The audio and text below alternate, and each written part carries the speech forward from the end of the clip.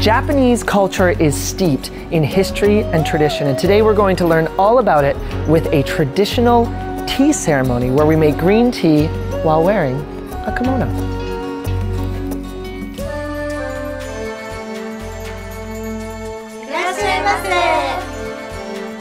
Kimono is basically made of just one fabric. There's a very important art to dressing in the kimono, so they're going to teach us how to get dressed. All right, ooh, make it nice and snug. Now that we're fully dressed in our kimono, it's time to head up for the tea ceremony. Welcome to my koya. Tea ceremony started in 1600s. It's the combination of Shintoism and also the Zen, which is related to harmony and transience.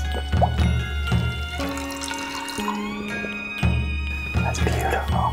I thought it was really fun. I liked being able to dress up in the kimono. The ceremony was really interesting. I didn't realize it started with samurais, which is something I found out, and I would definitely come back. There are plenty of opportunities to take photos throughout the place and even dress up as a samurai warrior.